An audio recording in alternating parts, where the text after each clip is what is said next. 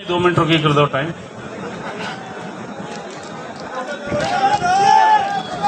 एक बार जोरदार जयकारा बोलेंगे, भारत माता की, भारत माता की। आज जो हमारे बीच में जो पाली लोकसभा के तीसरी बार दुल्हे बने बींद राजा,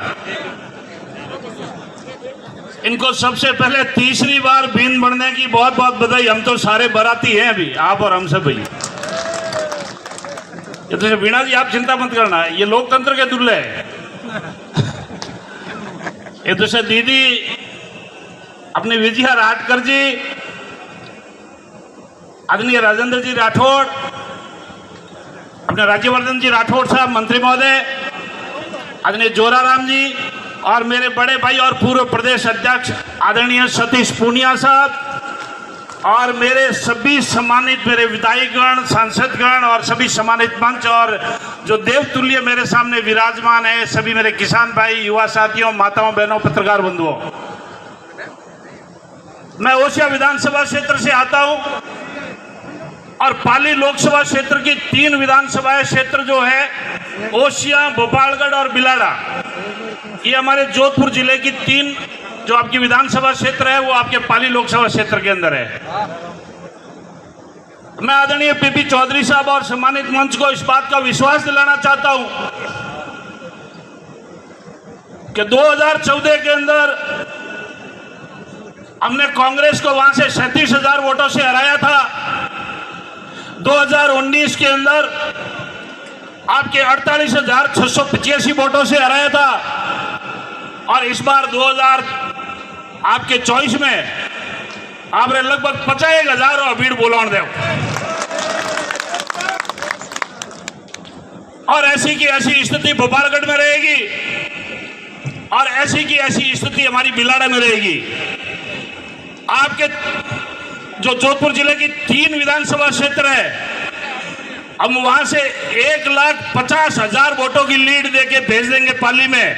और मैं समझ रहा हूं पाली लोकसभा क्षेत्र की जो ये लोकसभा की सीट है वो लगभग 7.25 लाख मतों के अंतर से जीत के राजस्थान की 25 लोकसभा सीटों के अंदर सर्वाधिक मतों के अंतर से जीतने वाली सीट होगी। ये मैं विश्वास के साथ कह सकता हूं मेरे भाइयों।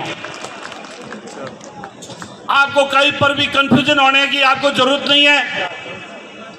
2014 के अंदर भी प्रत्याशी आए थे, उनकी भी कोई जाति होगी। 2019 के अंदर भी आए, उनकी भी जाति होगी।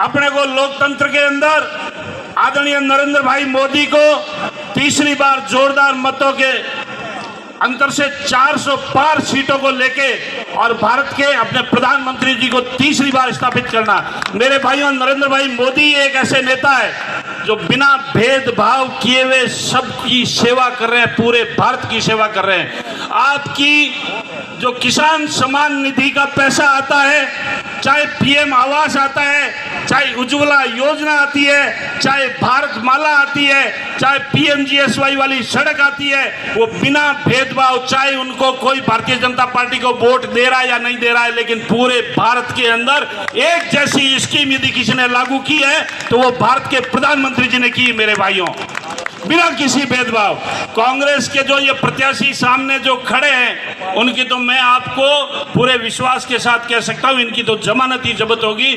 कांग्रेस के अंदर जो लोकसभा के अंदर कोई टिकट लेने वाला नहीं है।